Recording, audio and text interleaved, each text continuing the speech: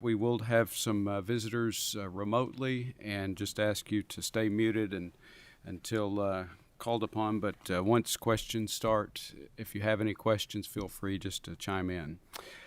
We have several items to go over, and I guess we'll go ahead and call the meeting to order. And we'll go ahead and do roll call. Senator Howell, Senator McDaniel, Senator Webb, Present remotely. Representative Meeks, Present remotely. Representative Petrie, Present remotely from my annex office. Representative Thomas, Present in the room. Senator Girdler, Present in my district. Representative Freeland presiding. Present in the room. All right. Well, thank you. And we'll go ahead and do a approval of the minutes if Walker wants to make a motion. All right. So we'll do that. And now the information items. And Catherine, we'll let you present those.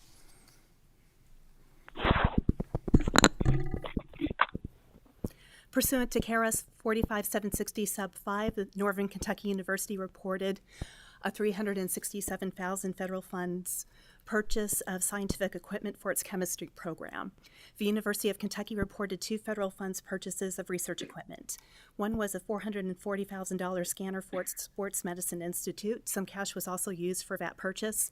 The other purchase utilized funds from a $14 million NSF grant for the Cultural Heritage and Imaging Laboratory project at the Museum for Anthropology, and the lab purchased $3.5 million in equipment.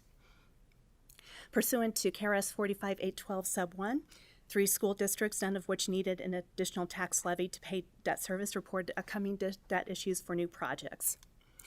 Pursuant to KRS 45A180 sub 2, UK reported its intent to use a construction management at risk project delivery method for its parking structure 8 expansion. And the University of Louisville reported its intent to use the design build project delivery method for its Cardinal Stadium club upgrades, as well as its consolidation of 2 authorizations for that project. Pursuant to KRS 56813 2A3B and KRS 56823 sub 11A, the Division of Real Properties reported leasehold improvements and square footage lease modifications. Thank you, Catherine. And I believe Elizabeth Baker is here, so we'll go ahead and let Elizabeth take a seat. She's with the University of Kentucky, and she does have a lease modification ask, and there is action. So I believe it's just one item today. So yes, sir. So we'll go ahead and let you get started. Again, I'm Elizabeth Baker with the University of Kentucky, and we have a lease addendum here. It's a modification. We are adding 4,200 square feet for our specialty pharmacy, and it's to expand our patient support services.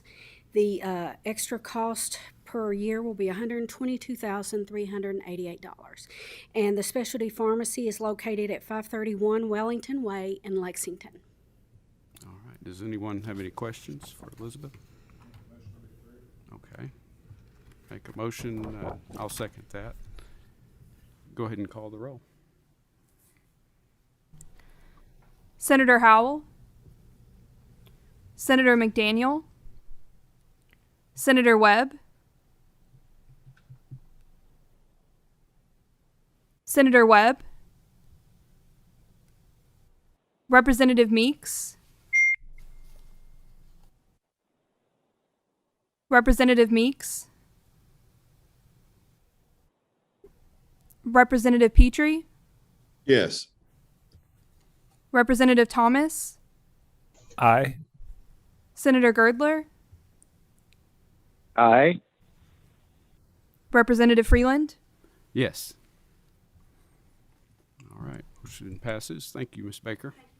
Thank you. All right. Number 5 is. Excuse me. I lost you there for a minute, but this is Senator Webb. I vote aye. Okay. Thank you, Senator. And time for action item number 5. I believe Ms. Thomas is with us remotely, Janice Thomas, and She's here with the Finance and Administration Cabinet. Hello, thank you. My name is Janice Thomas, Deputy State Budget Director. In accordance with the provisions of KRS 45750 through 45800, I'm reporting 2 projects today that have been approved by the Secretary of Finance and Administration Cabinet. The first project is the Transportation Cabinet, General Administration and Support, Construct Hopkins County Maintenance Facility and Salt Storage Project, appropriation increase in the amount of $270,000. This road fund project was reauthorized in the Transportation Budget Bill, House Bill 193 of the 2021 regular session, Part 2A1005, in the amount of $1.8 million. This increase will bring the total project amount to $2,070,000. The source of the funds for the increase will be paid out of the Highway Construction Contingency Account as authorized pursuant to KRS 45760, Sub 6C. This increase is needed due to higher construction costs than originally budgeted. Thank you.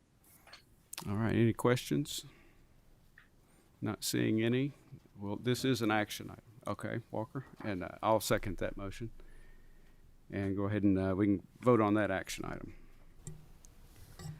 Senator Howell, Senator McDaniel, Senator Webb, Aye. Representative Meeks, Representative Petrie, Yes. Representative Thomas, Aye. Senator Girdler, Aye. Representative Freeland. Yes. All right, and I believe there is one other item that is information only item. Is that Yes, sir. correct? Thank you. It's an amended emergency repair, maintenance, or replacement project. Pursuant to KRS 45750, 1G1, the Secretary of Finance Administration Cabinet is reporting an amended appropriation in the amount of $2.2 million for the Department of Parks Fort Boonesboro Park-wide flood reconstruction project. This project was originally reported in July of 2021 in the amount of $1.3 million, and I last reported to you in September of an increase of $1.8 million. And then this increase in funding is now to $2.2 million, has been requested by the Division of Engineering as a result of increasing equipment and material costs, expanded scope resulting from found conditions and damaged infrastructure, and expanded site recovery efforts. This project includes the site and building restoration and reconstruction efforts resulting from the park-wide flood that occurred in early calendar year 2021. This project will be funded by insurance proceeds. Thank you. Okay, thank you very much. And does anyone have any questions? All right, thank you, Ms. Thomas. Thank you. And time now, action item number 6. I believe Scott Aubrey is with us remotely, and he has 8 lease renewals, a new lease, and lease modification, all of which require action. And if someone would like to, no, you don't have to make a motion. Unless someone objects, we can roll those into one vote. I don't see Walker objecting, so we'll go ahead and do that. Yes, there you go. So, Mr. Aubrey, are you on with us? Yes, sir, Mr. Chair. All right. My name is Please Scott proceed. Aubrey. I'm the Director of Division of Real Properties. We'll go ahead and proceed with the action items. Yes, sir. The first lease renewal I have today is space for the Department of Workforce Investment in Fayette County. This lease is being renewed under the same terms and conditions for $16.50 per square foot for 11,513 square feet of office space, with a total annual cost of $189,964.52, and goes through June 30th of 2024. The second lease renewal is for the Commonwealth Office of Technology in Franklin County. This lease is being renewed under the same terms and conditions for $8.07 per square foot for 6,109 square feet of office space, and $6 per square foot for 9,096 square feet of storage space, for a total annual cost of $101,146.84, and goes through June 30th of 2027. The third renewal is for the Cabinet for Health and Family Services in Jefferson County. This lease is being renewed under the same terms and conditions for $11.75 per square foot for 932 square feet of office space for a total annual cost of $304,701 and goes through June 30th of 2029. The fourth lease renewal I have is for the Cabinet for Health and Family Services in Hardin County. This lease is being renewed under the same terms and conditions for $9.25 per square foot for 36,416 square feet of office space at $3 per square foot for 500 square feet of storage space for a total annual cost of $338,348 and goes through June 30th of 2030. The fifth lease renewal is for the Cabinet for Health and Family Services in Letcher County. This lease is being renewed under the same terms and conditions for $9.26 per square foot for 19,285 square feet of office space for a total annual cost of $178,579.12 and goes through June 30th of 2023. All right, the sixth renewal that I have is for the Cabinet for Health and Family Services in Montgomery County. This lease is being renewed under the same terms and conditions for $13.50 per square foot for 11,544 square feet of office space at a total annual cost of $155,844 and goes through June 30th of 2024. The seventh lease renewal I have is for the Department of Corrections in Jefferson County. This lease is being renewed under the same terms and conditions for $12.75 per square foot for 10,764 square feet of office space at a total annual cost of $137,241 and goes through June 30th of 2023. The last renewal that I have for today is for the Department of Public Advocacy in Fayette County. This lease is being renewed under the same terms and conditions for $14.50 per square foot for 18,009 square feet of office space at a total annual cost of $261,130.52 and goes through June 30th of 2023. The next item I have is a new lease for the Department of Corrections in Jefferson County. This was procured through an advertised project pursuant to KRS 56803. As a result, the new lease is for 9,587 square feet of space leased at a rental rate of $18.64 per square foot at a total annual rent cost of $178,701.68 and goes through June 30th of 2029. The last item I have is a lease modification for the Department of Corrections in Campbell County. This lease is being modified to convert existing conference and storage area to accommodate 8 staff offices. This will allow the department to consolidate 2 offices. 2 estimates were obtained, one in the amount of $53,200 from 103 Landmark Drive LLC and $54,800 from Commercial Roofing Services. The low bid submitted by 103 Landmark Drive was selected, and the amount will be amortized through the current lease term that expires June 30th of 2026. All right, thank you. I hear your dogs in the background. Yes, Someone's dogs. All right, thank you. Anyone have any questions? Not seeing any. We'll make a motion. Someone make a motion to approve the 8 lease renewals, the new lease and lease modification. I'll make a motion we approve. Second. Go ahead and call the vote. Senator Howell, Senator McDaniel, Senator Webb, Yes. Representative Meeks, Yes, ma'am. Representative Petrie, Yes. Representative Thomas, Senator Girdler, Aye. Representative Freeland. Yes. All right. Motion passes. Thank you, Mr. Aubrey. Appreciate the. Thank you, Mr. Chair. Thank you, sir.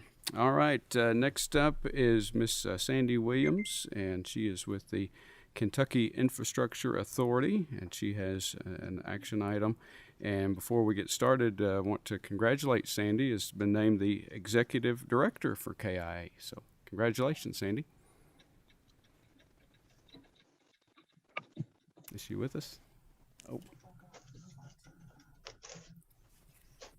Who are we moving to?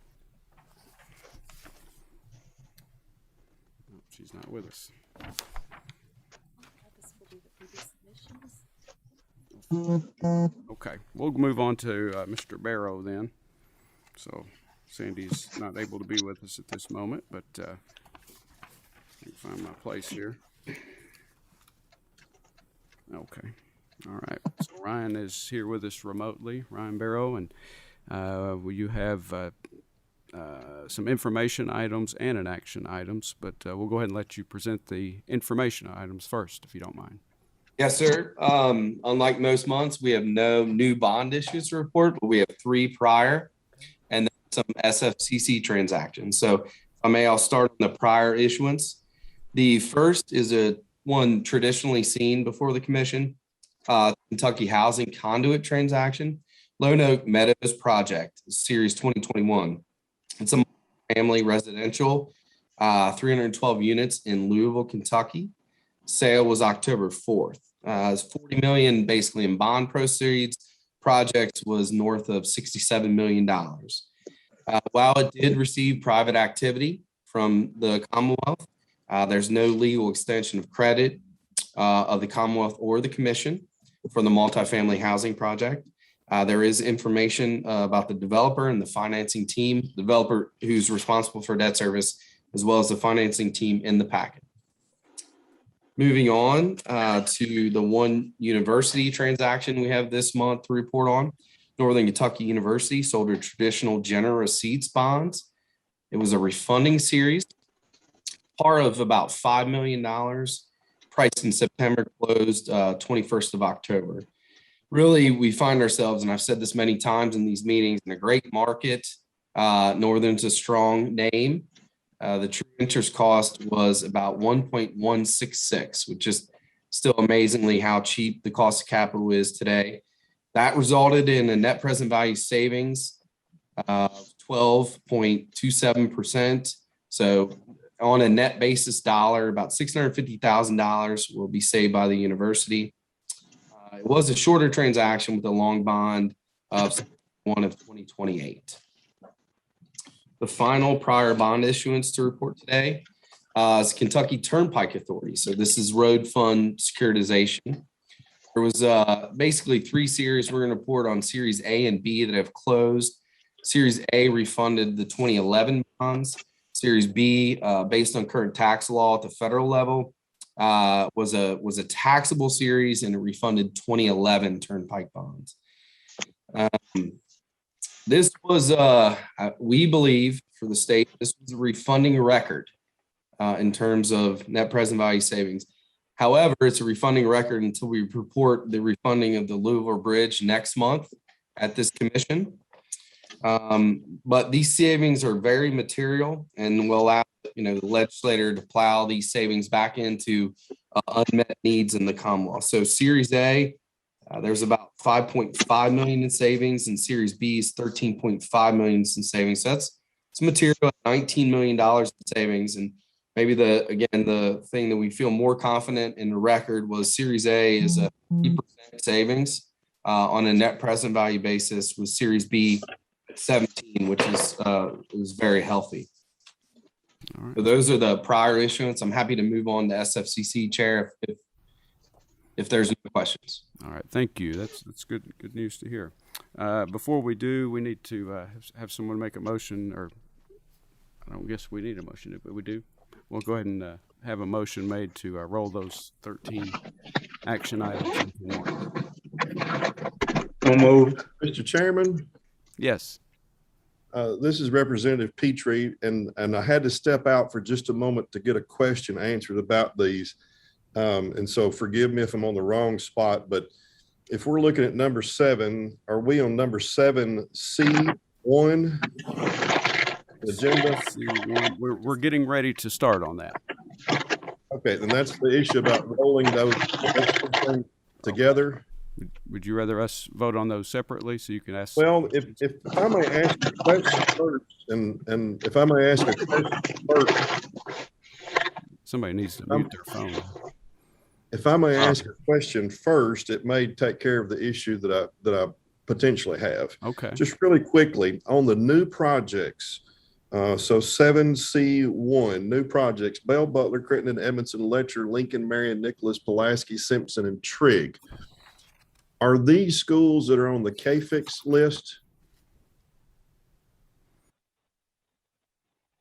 I don't know that. We'll see if Mr. Barrow might possibly know. This is for bonding. I'm not necessarily familiar with that term as well, Chair. Okay. All right, that's fine. Thank you. Ever how you need to proceed, I have no objection to it. Thank you. Thank you, sir. All right. Well, we'll go ahead. We have a motion, and I'll make the second that we roll those into one vote. Mr. Barrow, you can proceed, sir. Yes, thank you very much. We kind of look at it as aggregate, meaning state debt support. We have a little heavier calendar than normal, was just outlined the specific names. There's 11 new transactions, 2 refunding transactions. Focusing on the new money component, the SFCC support is in terms of par is 11.3 million. And the local is 16.4 million. That's basically a 40-60 split with a total par of 27.7 million. The refundings, there's 2 transactions on that side of the table with 3.2 million or 11% SFCC supported, local 25.5 million, and that's basically the balance, 89%, 28.7 million. There is one transaction that we've started pointing out to the commission. Whitley is a taxable, but it does meet the refunding criteria that we and SFCC kind of agreed on. There's no new taxes necessary to fund any of the projects, and staff does request approval. Thank you. All right. Thank you. Any questions? And we'll try to find an answer for Chairman Petrie on that one question. But otherwise, if no questions, make a motion and we'll vote on this. I'll make a motion we approve. I'll second it. Go ahead. Senator Howell, Senator McDaniel, Senator Webb, Aye. Representative Meeks, Yes. Representative Petrie, Yes. Representative Thomas, Senator Girdler, Aye. Representative Freeland. Yes. All right. Thank you. Thank you, Mr. Barrow. And I believe now we have Sandy Williams on with us. And Sandy with the Kentucky Infrastructure Authority. We want to thank her for being here with us this morning. And again, we want to congratulate you, Sandy, on being named the Executive Director. Thank you so much. And apologies for having the wrong time on my calendar. Oh, that's okay. That's okay. That's understandable. Mr. Chairman, if I might, I would like to introduce to the committee my Deputy Executive Director, Millward Deadman, who is also on the Zoom call with us today. Okay. Well, thank you. We'll look forward to getting to know Millward. So thank you. And you just have Mr. one Chairman, item today.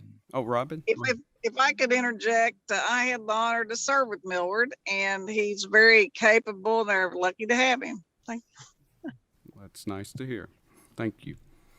And Sandy, you just have one item today. It is an action item, so we'll go ahead and let you present that. If you want to, go ahead. Thank you, Mr. Chairman and members of the committee. I'm Sandy Williams, Executive Director with the Kentucky Infrastructure Authority, and we do have one project pursuant to KRS 224A-100 for the committee's review today. This is a Fund A Clean Water State Revolving Fund loan increase to the city of Paducah. They're seeking an additional $750,000 to fund additional costs for the Paducah Pump Station number 2 rehabilitation project. The project was initially approved in April 2018, and the increase is needed to fund additional costs associated with stabilizing a levee. The total loan amount with the increase will be $5,360,667. The original terms and conditions do remain the same, a 20-year loan with a 0.5% interest rate. And this loan was approved at KIA's November 4th board meeting, and I'd be happy to answer any of the committee's questions. Okay, Thank you. Does any member have a question? Not seeing any. If someone make a motion, we can go ahead and vote on this. I'll make a motion. All right. I'll second it. Please proceed. Senator Howell, Senator McDaniel, Senator Webb, Aye. Representative Meeks, Yes. Representative Petrie, Yes. Representative Thomas, Aye. Senator Girdler, Aye. Representative Freeland. Yes. All right. Well, thank you, Sandy, and congratulations, and also to Mr. Dedman. Look forward to getting to know you, and appreciate your service as well. And that is it for our items. So thank you for everybody. We're getting everybody out of here on time, so you can make your trip, Walker. Thank you, sir. If looks like our next meeting will be December 15th at 2 p.m. And if no other questions or concerns, we'll go ahead and adjourn. All right. Second.